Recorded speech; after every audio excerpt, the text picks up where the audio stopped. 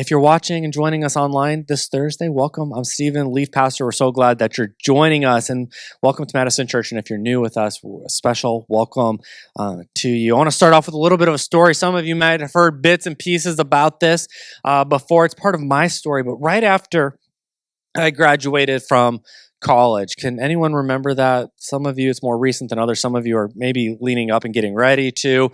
I was doing what everyone else did, which was like really eagerly hoping to find a job because I'd just taken out a load of student loans and they were going to expect me to pay them back at some point. So while I'm trying to finish strong, finish well, keep my options open for grad school so I can't completely slack this last semester, I'm also trying to look for a job, and I wanted to be a pastor. I kind of just felt like led into that.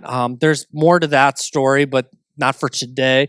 But I wanted to be a pastor, and there were only 2 churches that were looking to hire a pastor in the area. Now, my wife, Megan, who's up here singing, she still had 2 years left of school, so geography was also very important. I could not take a job in California or New Jersey because that would take us away. We were engaged. We were going to get married right after graduating. And so there was a lot of like contingencies and things that we had to follow. And I got this job. I was excited about it. I was really excited because it was the better of the 2. And by the better of the 2, half of you know that I mean the one that paid better, right? That's the better job, the one that paid better. So I'm going to do the exact same work, but you're going to pay me more for it. That's the better job. But little did I know that it actually wouldn't be. You know, last week at our anniversary Sunday, we were talking about missed expectations or unmanaged expectations, or when we hope for one thing and reality hits us. And I went into this job thinking this is going to be great. I'm going to be a youth pastor. And I wanted to be a youth pastor because what young guy out of college doesn't want to get paid to minister and go to camp and do all the fun things and stay up late, right? I was looking forward to that. And it, like I said, it paid well. And so I have all these expectations. This is going to be great. I'm going to get so much experience out of this. And it turned out to be really, really not good. Now, at the time, we didn't really have a whole lot of vernacular around this, but we would have described it at the time, a toxic environment is what we would have described it. But as I look back on it now, I positively can say it was an abusive place to work. It was absolutely abusive to work. I mean, my boss, I remember one of the first days in the office, he was kind of bragging to me about how he could make anyone on a staff cry. And I thought he was just like maybe joking. I mean, it was in southern Missouri, so it's you kind of have a He-Man culture down there, you know. And so I just thought he was messing around, but no, he wasn't. And I remember as the associate pastor I was hired, I sat in on a lot of those meetings throughout the summer where he bullied people and pushed them around and broke them down it just seemed like for pleasure. I mean, things that were like not a big deal, he would make into this thing and make you question like your self-worth, make you question your devotion to God. And I never thought I'd be on the receiving end of that. I thought I'd be above that, but I wasn't. After the few months of me being the new guy, that wore off, and I began to be sitting on the other side of the desk getting yelled at. And it was awful. I mean, it was awful. I hated going to work.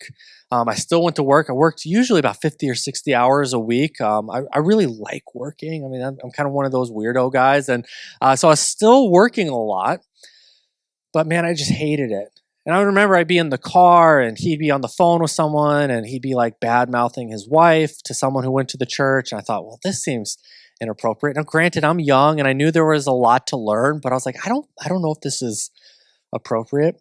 Remember one time the denomination came in and they said, hey, here's a $10,000 check to use on the ministry that I was over. So of course I'm like, $10,000, all right. And I wrote down a bunch of things. Now I knew he would want to be involved in the process, right? I knew that. So I came the next day and I said, here's what I think we should do. And he said, don't worry about that. The money's already spent.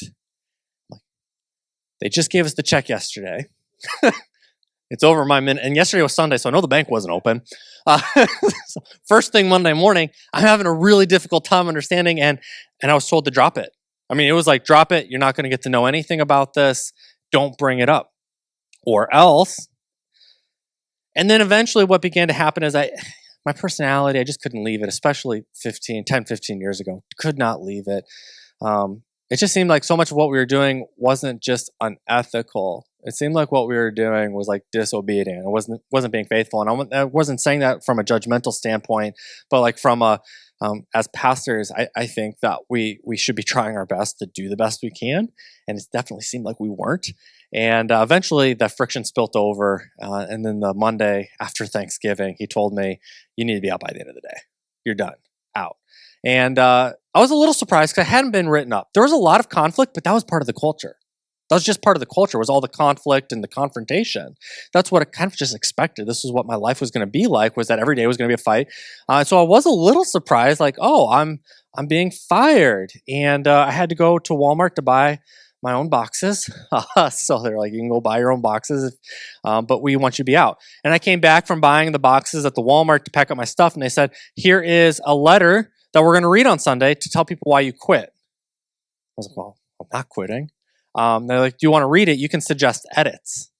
Like, I don't want to read it because I want to be, and this is what I told them. I was a little bit of a smart aleck. I said, I want to be just as surprised as the rest of the church on Sunday when I find out why I quit. I want to be just as surprised. So when they find that you're quitting, I'll be like, I am, because on Monday he told me I had to leave. Wow. I spiraled. I mean, I cried the whole way home. It was a long commute. It was about an hour-long commute. Cried the whole way home. Called my dad. Didn't call Megan right away. We had just gotten married 6 months earlier. Wasn't sure how we were going to have this conversation about how, like, we're not going to be able to pay the rent anymore. We didn't have anything in savings because we were just, like, paying off stuff. And so I thought we're in trouble. So I cried the whole way home. At that point, I really questioned, do I want to be a pastor? And at that point, I wondered, this was my only church experience, are all churches like this? Are all pastors like this? And I could tell you right now, affirmatively, no. This is a small, just example of a bad situation that I got into. Most churches, most pastors are not like that.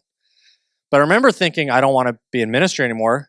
I even started going to grad school for counseling again. My undergrad was in psychology, thought I wanted to do counseling, went into pastoring instead. I thought, I'm going to go back and start doing counseling. So that's what I did. I started the very next term going back to counseling, grad school, because I was going to be a psychologist again. Because at least if people were going to yell at me, I wanted to get paid like $150 an hour for it. You know what I'm saying? And so had a bad experience. But I did have a couple friends who were pastors. And really, at the time, they were just pastors. Now they're friends. But I remember reaching out to one of them, and we went out to a hamburger place, and I'm just telling him about all this bad stuff that I just told you about. And in the midst of it, he was being very supportive. He was sad with me. He was concerned about me.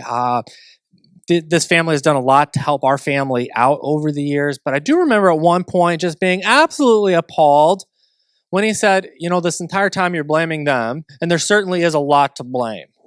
He's like, but I'm interested in how you're going to take responsibility for the areas that you need to grow in. And I was like, I just got out of this toxic environment, and you want to talk about how I can grow. I was like, this is unbelievable. I was mad at him. I mean, I was like, this is it. This is the end of our friendship. I'm never talking to him again because yes, I could grow. I was humble enough to be aware of that, but I was like, I'm never going to talk to him again. And of course, we keep talking. And because I felt like there was just something like, this guy loves me enough to tell the truth. I know some of us in the room, you don't like confrontation. You're going to avoid it at all costs. But I remember feeling like this person loves me enough to tell me the truth. This person loves me enough to tell me the truth. This person loves me enough to say, that was a bad environment, but Stephen, I think you can learn and grow from it. This wasn't a wasted 6 months. It was bad. You're going to need some help. There's going to be recovery, but you can absolutely learn from it. And I bring that up because it's very relevant to the text that we're going to be studying in Hebrews today. We're in the final stretch of our series in Hebrews. This is part 3, and we're beginning in chapter 10. Now, for those of you who weren't here for when we started doing the first part of the series, which was like a year and a half ago, if you weren't here, no worries. It's still going to make a lot of sense to you if I do my job right. I think it will. I will. But in the first part of the series, which was the first 4 chapters of Hebrews, we talked about finding our faith. And that's really the question that the author of Hebrews, who we don't know, we don't know who wrote Hebrews, but the author of Hebrews sets out the answer to that question. It's kind of like the what. You had these Jewish Christians, new to faith, and they're like, what do we believe? And perhaps you're new to faith, and you're wondering the same thing. Perhaps you're kind of deconstructing your faith. What is all of this extraness, and what is absolutely essential to my faith. That was what the author of Hebrews set off to answer right away, right with these new Jewish Christians. Hey, this is what we believe. In the middle part, a series that we called Losing My Religion, the author explains why. Okay, this is what we believe, and this is why we believe it. And it's very deep, weedy stuff. We talked about that a lot throughout this series. We're talking about the old sacrificial system. We're talking about the high priest, low priest. We're talking about all of these different things. But to Jewish Christians, this made a lot of sense. They were understanding it. And now in this final part, this Living Like Never Before series, we're going to talk about the how. How do we live this stuff out? So we know what we believe. We know why we believe it. Now the author of Hebrews takes us into the how we are going to live this out. Now, when we're done with this series, it's going to be almost 30 parts of going through Hebrews. And all of that's available on podcast and YouTube if you've got a long drive and don't mind listening to me talk for an extended period of time. And so I plan our series out 2 years in advance, and they're usually built around the goals that our church community has. This is how our church stays proactive. We don't do knee-jerk sermon series. Usually, that did change when we went into COVID. I had a very nice summer lineup for 2020. Very nice. We're going to be hard on discipleship and spiritual growth. And then the pandemic hit, and I felt like we didn't need to be harder on people than the world was being on them. And so we completely changed that. But we try to be proactive, and I lead with that just, again, with the story and with saying that because today's message is going to be just super relevant for where our church community is at. It's exciting that it works out this way. We're going to go to Hebrews chapter 10. We have house Bibles all around you. Definitely encourage you to use those or a smartphone with your Bible app. We'll have the words on the screen today. And so at this point in Hebrews, the author themselves is transitioning to the closing of their message. Now, you may not know this, but when this letter was sent, most of the people could not read. So when this letter was sent to the Hebrews, it would have been read out loud for them. So when you read Hebrews, you should read it like a sermon. So he has a 20-minute or she has a 20-minute message, and now we're transitioning. And so here's where they recap. And so, dear brothers and sisters, we can boldly enter heaven's most holy place because of the blood of Jesus. By his death, Jesus opened a new and life-giving way through the curtain into the most holy place. There's all of this Old Testament language that we've been unpacking for several weeks. And since we have a great high priest who rules over God's house, let us go right into the presence of God with sincere hearts, fully trusting him. For our guilty consciences have been sprinkled with Christ's blood to make us clean, and our bodies have been washed with pure water. There's the summary. If you missed the Losing My Religion series, you don't even need to watch it now because that's the summary of the entire series. But I'm just kidding. We unpack all that. But we're talking again about this old covenant, and now we have a new covenant. And yes, in the past we've had high priests, but now we have just one high priest who is Jesus. There was this old temple, a physical space we went to, and now there's a new temple, and it's you, and it's me, because together we are the new temple of God. There was the old sacrificial system where if you made a mistake, we're bringing a bird or a ram to sacrifice before the altar. We're going to do that once a year. And now there's one sacrifice that Jesus made for all of us. And so if you can imagine being a Jewish Christian, you just came to the Christian faith, there's this Jesus guy, all of that, this would have been very challenging. Everything that you grew up with, and your dad and mom grew up with, and your family grew up with, your heritage was being challenged by this Jesus of Nazareth. And so the author of Hebrews is showing them how this isn't a new religion, but how this is where this was heading the entire time. And he goes methodically through it with them. And as a result, who cares, you might be saying? As a result, you can now approach God boldly. We can come together in Madison, Wisconsin, the year 2022, and we can sit in these red chairs, and the band can play songs, and we can sing, not to the wall, not to each other, but to God. That's what the author of Hebrews is saying. You can now boldly do that. You can have confidence that when we come together on a Sunday, or when you get together in your small group, or when you're just with your family having dinner on a Friday night, and you pray for that meal, if you pray for that meal, and you can be bold about it. I can talk to God. I don't need to talk through a mediator anymore. I don't have to make sure like, oh, I've got to sacrifice and make sure I'm right before God. Otherwise, I might get zapped. Because of what Jesus did, we can now boldly come to God. You don't have to have a hesitation about that. And I think that can get lost in our faith. Most of us, we grow up and we talk to God before we go to bed. And we wake up in the morning, we talk to God. We speed past the police officer and we talk to God. And we say, oh, please let him have been looking down at his phone. That's what we pray. I think we lose sight that for a long time, a period of time, people might have done that with their mind. They might have thought that, but they didn't have the confidence to do that. They would have still have gone to their priest. And that's how they would have connected with God. Now, the author does tell us, let's go right into the presence of God with sincere hearts. And in the Bible, to have a sincere heart is referring to our inner life. The inner life, the stuff that we don't let people see, the stuff that God knows about, the stuff that you know about, maybe even the stuff that God knows about that you don't know is there. But he says, let's approach God boldly with a sincere heart. Now, this isn't about being perfect, and it's not about striving for perfection, but it is to say that what happens behind closed doors matters. It's to say that what you think matters. It's to say that how you treat your spouse, how you treat the waiter, those things matter. Our inner life, our devotion to God in private matters immensely. So yes, you can boldly approach God, but that doesn't mean that nothing matters now that Jesus took care of it 2,000 years ago. The author of Hebrews is saying quite contrary. Approach God, but do so with a sincere heart. This is about discipleship between Sundays. This is about discipleship between our gathering times when we're together. And what does that look like for you? Does it exist? Does it not exist? Is it flourishing? Is it not flourishing? If we were to put up a graph and say, this was your spiritual health before COVID, this was your spiritual health during COVID, and this is your spiritual health in whatever phase of COVID we're in right now, are you getting better? Are you getting worse? Or have you stayed the same? Those are the kind of questions that as we read this passage, we have to consider.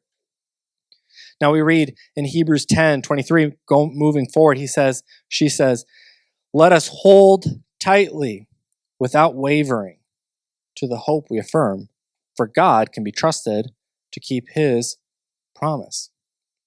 We know that a lifelong relationship with God is not going to be easy. It's never promised to be easy. You cannot find in the big book that is the Bible anywhere where it says, once you become a follower of Jesus, all your problems go away. It's not the case. If that was the case, none of us would be here today because we'd be able to prove that it wasn't true. We said, I still have problems even though I believe. So we know that it's going to be difficult. And the author of Hebrews challenges you and I, says, hold tightly without wavering. We know that challenges are going to happen. Hard times in life are going to happen. You're going to have dark valleys. You're going to have anxious moments. There are going to be times where it doesn't feel like God is there. There are going to be times where you question if God is real. All of these things are going to happen. All of these things are going to happen. And what the author is saying is, don't give up though. When you're in that dark season where you can't hear God and you feel all alone spiritually, the author of Hebrews is saying, don't jump ship. The author of Hebrews is saying, dig in deep. Hold tightly to them. Hold tightly and without wavering. Whatever it is you're going through, and I suspect that you're all going through something, but if you've been in a season, and perhaps you're going into it, you're in it, or you're just coming out of it, a season in which you just spiritually feel empty, and you're wondering if God's out there, don't give up. Hold on tightly. Now, you might say that's a lot of pressure. I am holding on tightly. I've been holding on tightly. Well, the author of Hebrews isn't done yet, who writes in verse 24, let us, plural, let us, think of ways to motivate one another to acts of love and good works. And let us not neglect our meeting together as some people do, but encourage one another, especially now that the day of his return is drawing near. He says it's going to take a community, he or she, they. It's going to take a community. Hold tightly, stand firm. And let us, as we do that, think of ways to motivate one another to acts of love and good works. Followers of Jesus are supposed to care for each other. We know that, right? We know that. We're supposed to help each other draw near to God. We're supposed to help each other hold on to our faith during those tough times. And so when we gather today in a space like this, or if it's a small group or we're meeting for brunch, we're supposed to help each other draw near to God, to help each other get through difficult situations. You see, back in the day, before Hebrews, and I understand that it still happens in our day, but it was that you would go to the pastor, right? You would come to me if you were having an issue, and I would be the one person that you would confide in, and I would be the one person who helps you, and you give a little money to the church, so it's like you're paying for a service. I understand all that. I understand all that. But the author of Hebrews does not see it that way. So if you're going through a tough time, he doesn't say look to the front of the room. He says look around you. And maybe you're not going through a difficult time. Well, that means you're in a great position to help someone who is. And maybe you are going through a difficult time. Look around you at all of the people. You're like, these people should and could and would help me. Now we gather together for support, but we also gather together for challenge. This ties a little bit into my story at the beginning. When I'm meeting together with this pastor, I think it's just going to be support. Let us think of ways to motivate one another in acts of love and good works, and let us not neglect meeting. And I'm thinking that's what we're getting together for. And he pulls out the challenge. Now I want you to think about yourself for a moment, okay? Most people are either or, but not both. Are you a challenge person? Because I am. You don't have to raise your hand, but I'm a challenge person. So high challenge, I tend to be low support, okay? Are you high support, low challenge?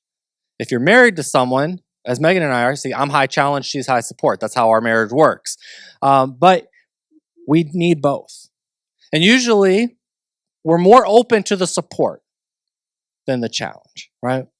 If you want to support me, that's great, but don't challenge me. But in Christian community, we need challenge. And sometimes that challenge is how we can love other people better. Sometimes that challenge is the good works that we need to do. Sometimes that challenge is that we're doing this thing over and over again that's hurting ourselves, that's hurting our family, that's hurting our community.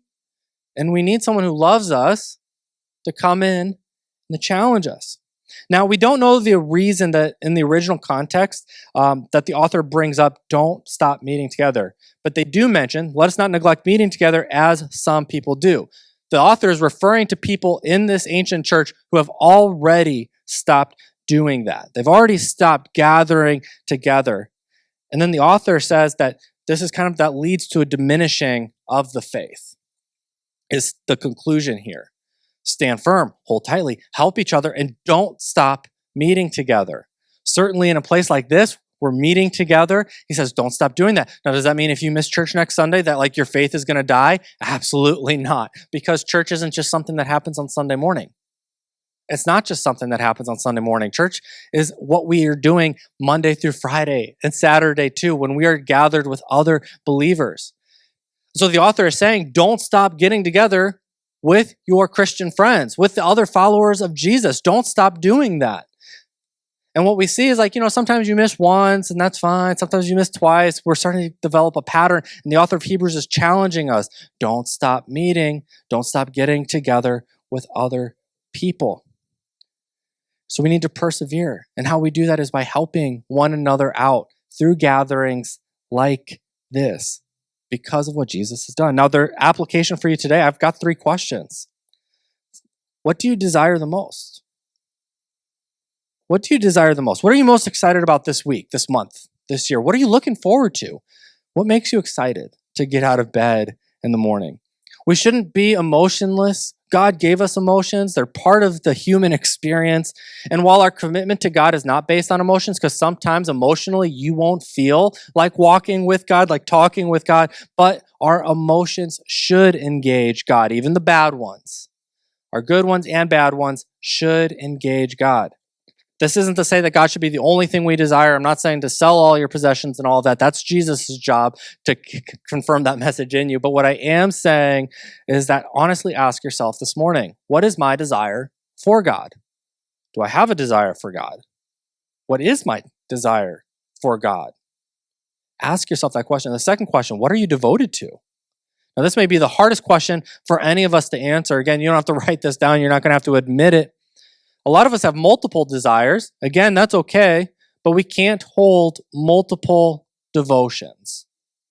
Jesus tells us that you can't have multiple masters. There can only be one king sitting on the throne of your life. And what is that? That means that our faith should be more important than our jobs, our education, our achievements, anything that you can think of, that our faith should be the highest thing that we're devoted to. And our faith will make all of those things better. I think when I say this to people, they tend to think that I'm saying like, well, the only thing that matters is faith and that you should sacrifice everything else. On the contrary, your faith will make your job better if faith is most important. Whereas if your job is most important to you, your faith is not going to get better. But if your faith is most important, not only will your faith get better, but your job will get better. If your faith is more important to you than your family will get better. Jesus wants you to have a full life. He's not asking you to sacrifice your kids on the altar of ministry or on the altar of faith. He's not asking you to that at all. He's just asking to be the Lord of your life.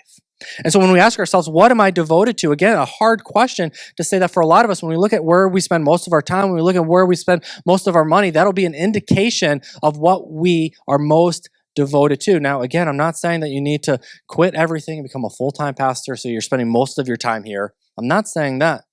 But in your personal life, as we're going through the week, do you ever read the Bible? Are you ever connecting with God through prayer? Do you ever listen or sing songs? I mean, there are so many things that you can do. Those are just examples, but how are you connecting with God between Sundays? And finally, what's your destination? We're on a spiritual journey. And I think for a lot of us, we have a lot of goals, and that's great.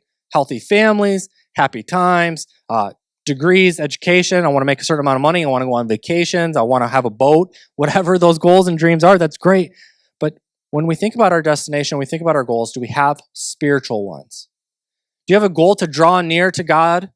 Do you want to be closer to God next week than you are this week, next year? And if you have that goal about drawing near to God, being closer to God, understanding the Bible more, praying more, whatever those goals might be for you, as we reverse engineer that, what's it going to take? Because you're on a journey. It's not just going to happen. You can keep saying, man, I want to be closer to God. And if you're not doing anything, you just won't get there. I've heard it said often that we are the average of the 5 people we spend the most time with. That's not scientific, I'm sure, but I think that there's truth in it. That the people you hang out with the most are going to dictate a lot about you. And so as you think about the destination, and you think about the spiritual journey you're on, and you think about the people who are on journey with you, again, this passage in Hebrews is all about community and who you're walking with. Is there somebody that you need to spend more time with? You think, oh, there's the person in my life and I should spend more time with them. I'd like to be more like them. Well, see if they have the time. Perhaps there's somebody that you're spending a lot of time with, not very helpful, not very encouraging. They don't motivate you to do loving things. They don't motivate you or encourage you to do good works. They don't, all of the things that the author of Hebrews, they're in your life and they're not doing any of those things. Well, then perhaps it's time that you start spending less time with that person. Because again, who we spend time with is going to be a reflection of us eventually. And as we consider our destination, we want to put people around us who will help us on our journey. Does that mean you cut off everyone from your life? No, that's not what I'm saying. I'm not saying cut off your brother, cut off your cousin, cut off your mom. I'm not saying that at all. But I'm saying as you think about the people you talk to and spend the most time with, consider their actions and how those are affecting your spiritual journey. So as you go into this week, consider how can you draw near to God? What do you need to start? What do you need to stop? Who do you need to spend more time with? Who do you need to spend less time with? How can you better hold on to your faith? How can you encourage someone around you in our church community? Perhaps that's taking them out for breakfast or lunch or dinner. Perhaps it's paying for it. Maybe it's just thinking about them on Thursday afternoon and sending them a text message. Hey, I was just thinking about you this week. Hope you're doing all right. And being encouraging. We have to be as intentional about our faith as we do about the other things in our lives, like taking showers and brushing teeth and eating breakfast. We're all intentional about that. But we need to be also as intentional with our faith. This passage, and as we end our study in Hebrews going forward over the next 6 weeks, has an emphasis to put our theology into action. It's not just about what we know, but it's how we go, and it's about what we do. And it's not to say that what we believe doesn't matter. What we believe absolutely matters. It impacts us one way or another. For example, if we believe that it's imperative to our faith to encourage one another to do good works, then we're going to do it. But if we don't think it's a big deal, we're not going to do it. But I think we're all tired. We're all over thoughts and prayers without action. We're over it. And to be honest, thoughts and prayers without action isn't even Christian anyway. Because anytime we see Jesus, anytime we hear about Paul and read about it, thoughts and prayers are always followed up by action. And so as you think about these questions that we asked today, and as you think about drawing near to God, I want you to ask yourself this question: what do I need to do? What do I need to do?